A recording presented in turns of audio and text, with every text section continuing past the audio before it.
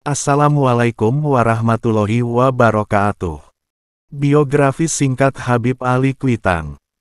Habib Ali bin Abdurrahman Al-Habsyi, Habib Ali Kuitang.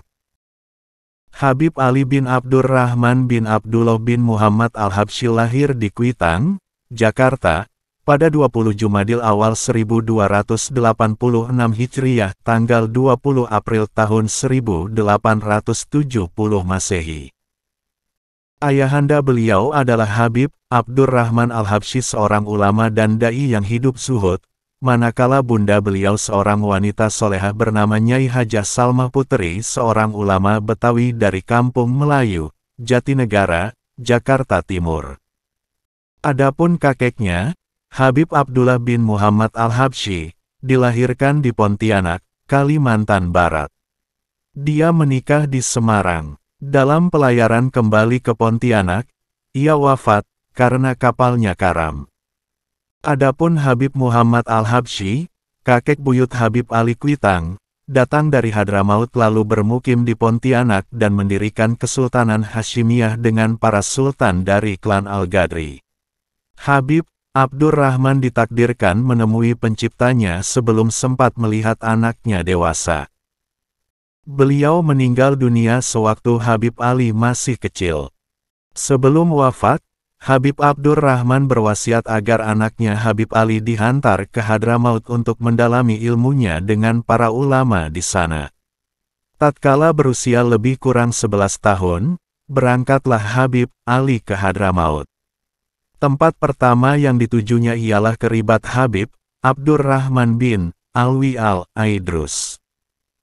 Di sana beliau menekuni belajar dengan para ulamanya, antara yang menjadi gurunya ialah Sohibul Maulid Habib Ali bin Muhammad Al-Habsyi, Habib Hasan bin Ahmad Al-Aidrus, Habib Zain bin Alwi Ba'abud, Habib Ahmad bin Hasan Al-Atas dan Syaikh Hasan bin Awad. Beliau juga berkesempatan ke Al-Haramain dan meneguk ilmu daripada ulama di sana.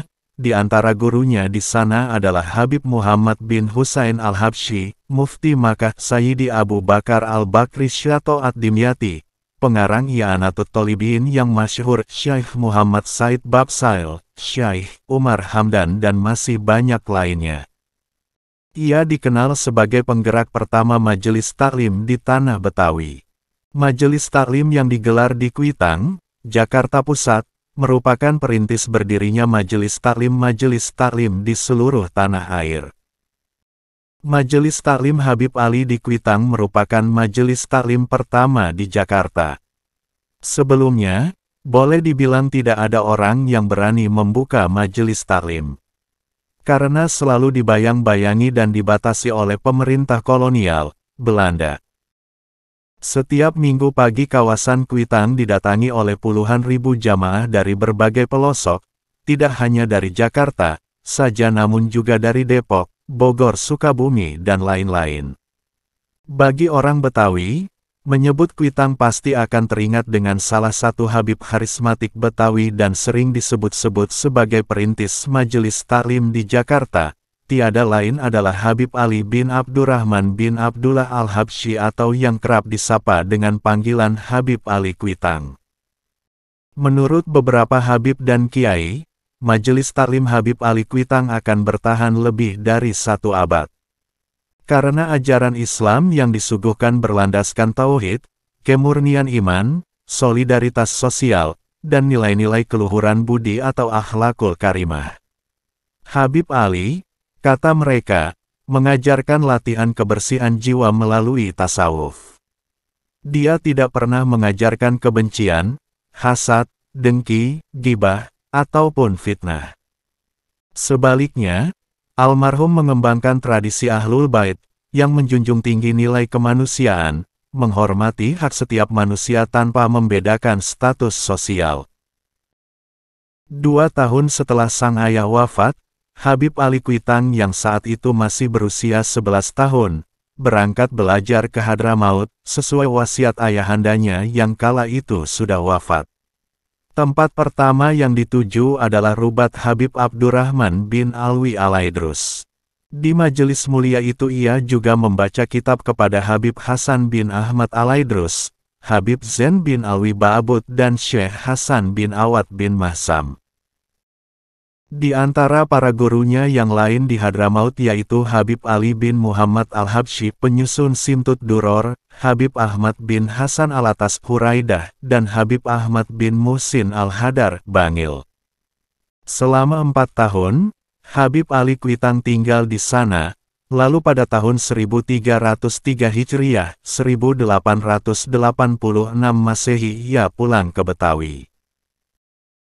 Pulang dari Hadramaut, ia belajar kepada Habib Utsman bin Yahya Mufti Batavia, Habib Husein bin Muhsin Alatas, Kramat Bogor, Habib Alwi bin Abdurrahman Al-Masyhur, Habib Umar bin Idrus Al-Aidrus, Habib Ahmad bin Abdullah bin Talib Al-Atas Pekalongan, Habib Ahmad bin Muhammad Al-Muhdor, Bondowoso. Ketika terjadi perang di Tripoli Barat Libya, Habib Utsman menyuruh Habib Ali Kuitang untuk berpidato di Masjid Jami dalam rangka meminta pertolongan pada kaum muslimin agar membantu umat Islam yang menderita di Tripoli. Padahal pada waktu itu, Habib Ali Kuitang belum terbiasa tampil di podium. Tapi, dengan tampil di podium atas suruhan Habib Utsman, sejak saat itu lidahnya fasih dalam memberikan nasihat dan kemudian ia menjadi dai. Setelah itu, ia pergi ke kota Pekalongan untuk berkunjung kepada Habib Ahmad bin Abdullah Al-Atas. Saat itu hari Jumat, selepas salat Jumat, Habib Ahmad menggandeng tangan Habib Ali dan menaikkannya ke mimbar. Habib Ali lalu berkata pada Habib Ahmad, "Saya tidak bisa berbicara bila antum berada di antara mereka." Habib Ahmad lalu berkata kepadanya, "Bicaralah menurut lidah orang lain, seolah-olah engkau orang lain." Ia mulai melaksanakan maulid akhir Kamis bulan Rabiul Awal setelah wafatnya Habib Muhammad bin Idrus Al-Habsyi sejak tahun 1338 Hijriah, 1920 Masehi sampai 1355 Hijriah, 1937 Masehi di Madrasah Jamiat Khair. Kemudian pada tahun 1356 Hijriah, 1938 Masehi ia membangun masjid di Kuitang yang dinamakan Masjid Ar-Riyad. Lalu maulid dipindahkan ke masjid tersebut pada tahun 1356 Hijriah. Ia mengusahakan pada kawan-kawan dari keluarga Al-Kaf agar mewakafkan tanah masjid itu, sampai ia menulis surat kepada Sayyid Abu Bakar bin Ali bin Abu Bakar Sahabuddin agar berangkat ke Hadramaut untuk berbicara dengan mereka. Setelah Sayyid Abu Bakar bernegosiasi, akhirnya masjid itu diwakafkan, sehingga tanah itu sampai sekarang tercatat sebagai wakaf pada pemerintah Hindia Belanda. Ukuran tanah masjid itu adalah 1000 meter persegi. Habib Ali Habsyi juga membangun madrasah yang dinamakan Unwanul Falah di samping masjid tersebut yang tanahnya sekitar 1500 meter persegi dan membayar sewa tanah sebesar Rp25 setiap bulan. Kesimpulannya, pekerjaan-pekerjaan dan perbuatan-perbuatannya mengherankan orang yang mau berpikir.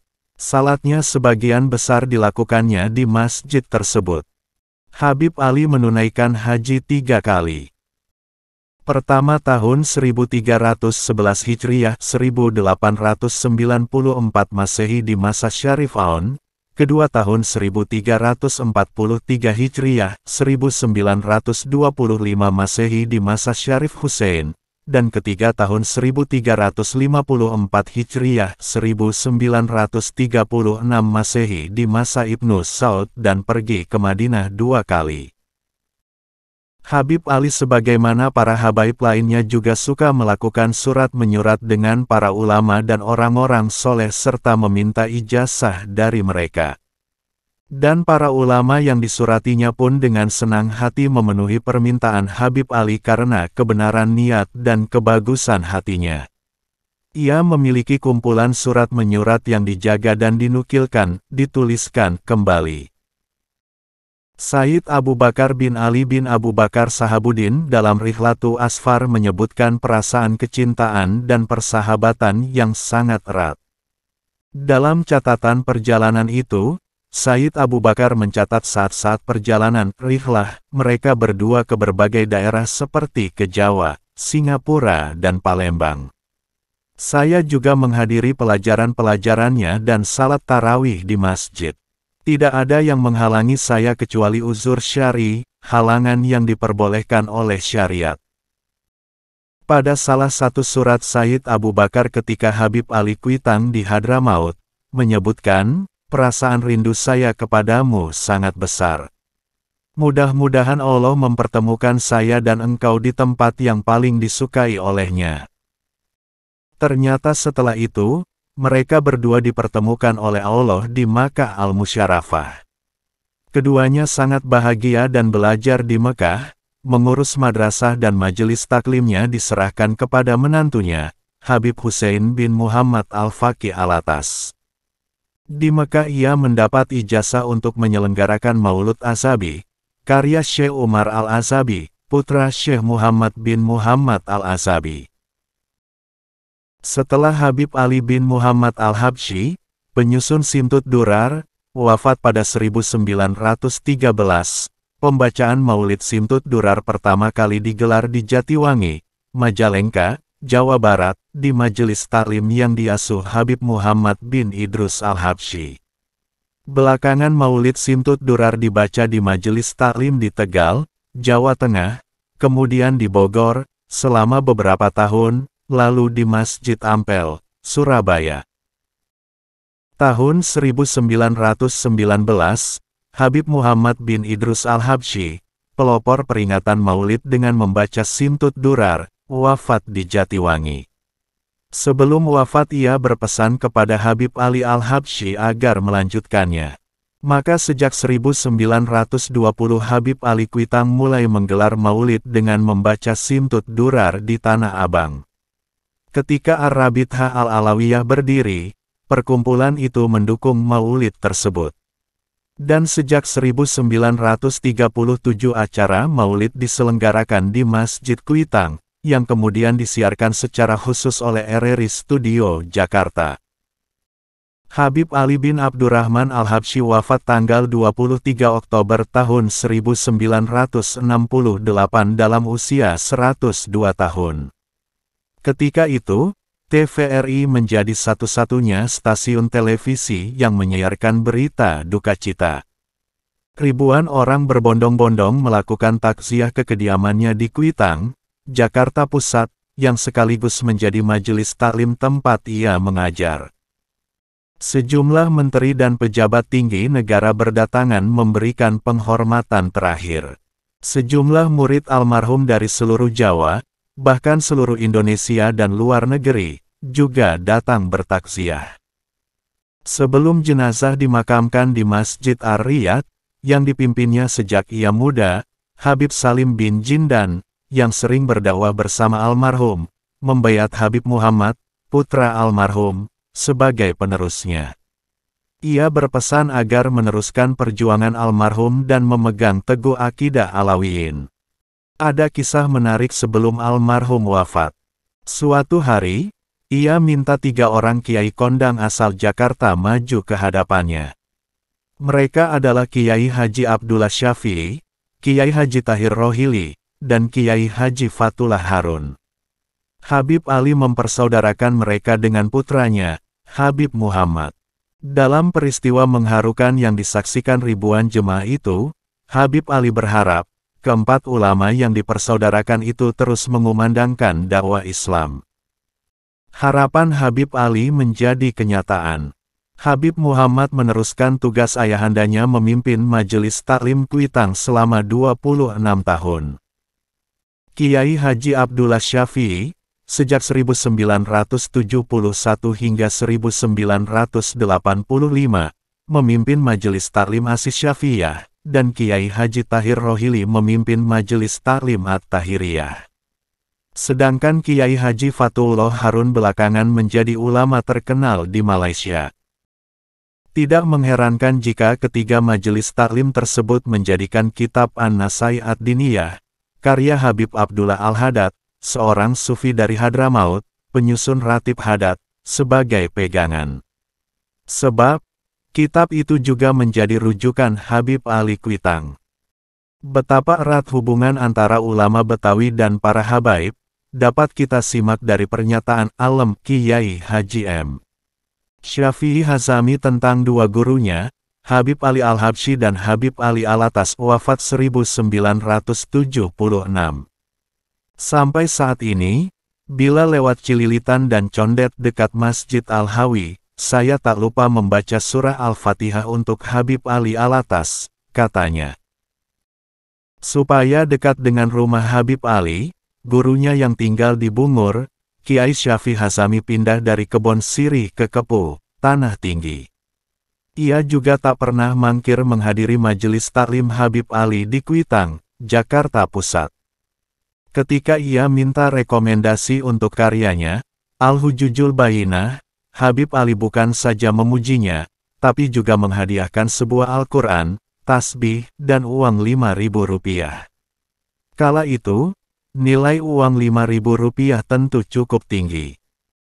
Demikianlah akhlak para orang tua kita, akhlak yang begitu indah antara murid dan guru.